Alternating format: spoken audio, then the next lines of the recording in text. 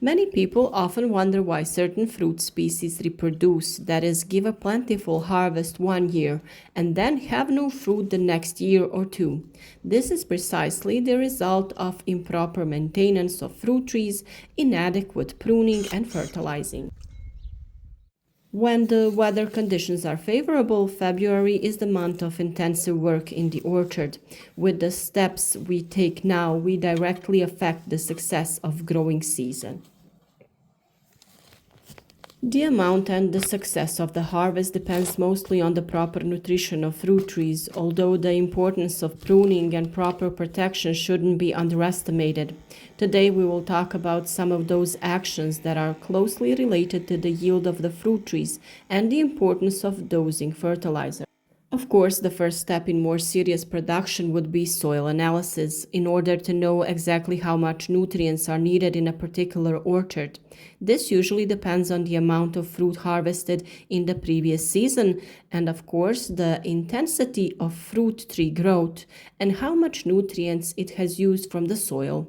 Watch the video on our channel on how to properly take soil for analysis and find out why it is important. There is a right time and a way to do certain tasks for everything. We have already talked about some of them, and those who regularly follow our channel have already done some of the tasks. If you also want to be successful in maintaining fruit trees, follow our advice regularly and engage in all the necessary steps without fear. For example, fertilizing an apple is closely related to pruning, since both procedures regulate the amount, length, and strength of new growth that is necessary for the renewal of the fruit tree. Therefore, it is good to remind ourselves of some of the most important rules. The first and basic rule is that not every orchard, or even every variety in the same orchard, can be pruned or fertilized in the same way. Orchards are most often fertilized on three occasions: autumn fertilization, spring fertilization, and additional fertilization with nitrogen fertilizers after flowering. When determining the type and amount of fertilizer, the following rules should be followed. The autumn part of the NPK fertilization is the part in which we return the amount of nutrients applied during the growing season, like phosphorus, potassium, magnesium, nitrogen, and so on. The amounts are determined in a relation to the previous growing season.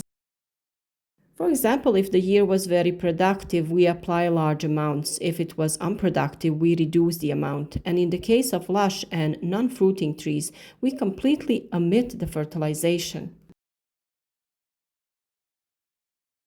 The spring part of the NPK fertilization in ratio 15-15-15 is the part of the fertilization in which, after pruning and noticing the production potential, that is fruiting buds, for the current year, we correct the amount of nutrients as needed. If a fruitful year follows, we apply large amounts. If a fruitless year follows, we reduce or omit fertilization accordingly. Fertilization with nitrogen fertilizer is a supplementary fertilization and primarily depends on the state of the plantations or varieties vigor. The amount of nitrogen fertilizer is usually determined by the length of one-year-old branches and the vertical branches in the previous vegetation. The optimal length of one-year-old branches is 20 to 40 centimeters. Nitrogen fertilizers are added after flowering so that they are available in the phase of shoot growth, fruit cell division, and cell wall growth. Any prolonged action of nitrogen and growth of shoot tips after the end of June is undesirable. It is good to remove weeds and dig up the soil around fruit trees. Then manure, compost, or other natural nutrients can be added. We also added ash from burning wood around our fruit trees, which is an excellent source of phosphorus and potassium. You can find all about its benefits and how to use it in a separate video on our YouTube channel. We also have to say that it's not recommended to leave this area unprotected, but artificial or natural mulch can be added. In this way, we will prevent the leaching of nutrients and retain moisture in the soil around our fruit trees. When pruning, you should primarily cut so-called water-drinking branches.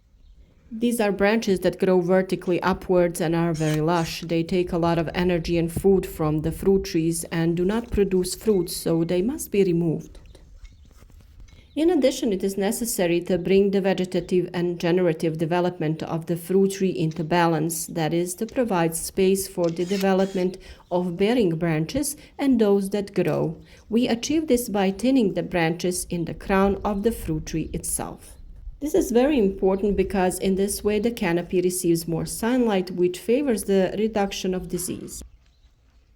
This is a fruiting bud, and you can notice it because it is a little thicker than the other buds. Other buds are smaller and pointed, and new vegetation will most likely grow from them. This is why they are called vegetative buds. There are most buds on the short twigs that you can see on this pear. Sometimes it happens that we only have such branches on the fruit tree. This is exactly the situation we have with this fruit tree, and we expect a lot of flowers in the spring. And if the weather conditions are favorable, they will also be fruits. Some fruit trees have both a fruiting and vegetative bud at the top of their branches, so we need to be careful when pruning. For young fruit trees that have not yet formed their crown, it is a good idea to leave such branches and bend them into a favorable position, and after the fruits appear at the top, they will fall into a horizontal position and their growth will slow down. We can bend such branches by thinning them, or we can use special benders to bend branches. When forming the crown of a fruit tree, we should pay attention to its height. The best crowns are those where the fruits can be picked from the ground. Such branches with fruiting buds should be left, and branches that grow vertically in the direction of the main trunk should be removed. Or if there are few branches, we will bend them into the empty space of the crown.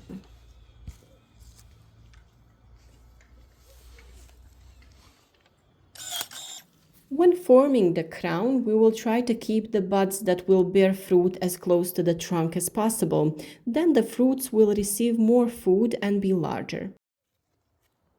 Pruning fruit trees is a job that must be done to maintain the crown of a fruit tree, reduce the possibility of disease, and also affect the amount of fruit in the following year. Of course, there is also summer pruning, in which we will additionally thin out the inner crown of the fruit tree. Summer pruning will make the work we have in the winter easier, but also prevent the development of diseases that occur due to an overly lush crown.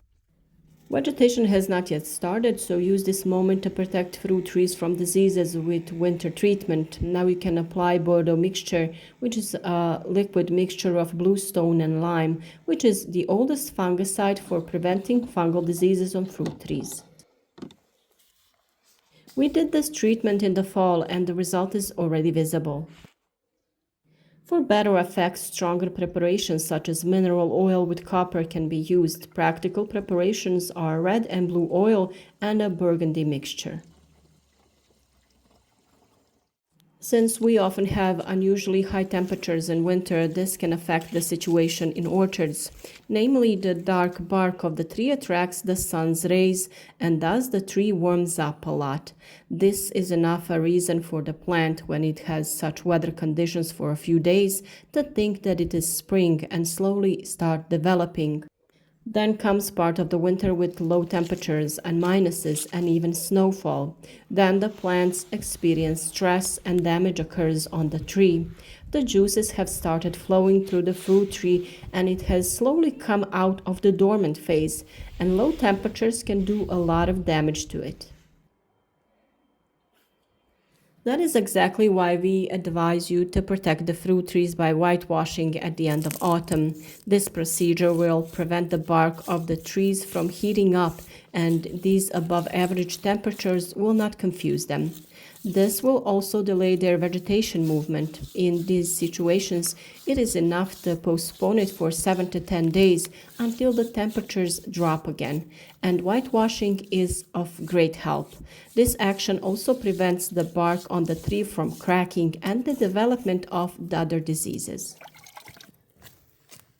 These are all important steps that we can influence, and we should do them on time. We have no influence on weather conditions, but when the time comes, we will talk about how to prevent fruit trees from frost at a crucial moment.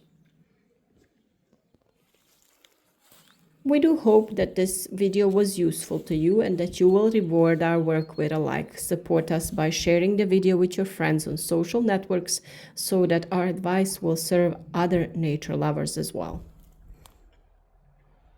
Thank you so much for watching this video, and we wish you best of luck doing these chores.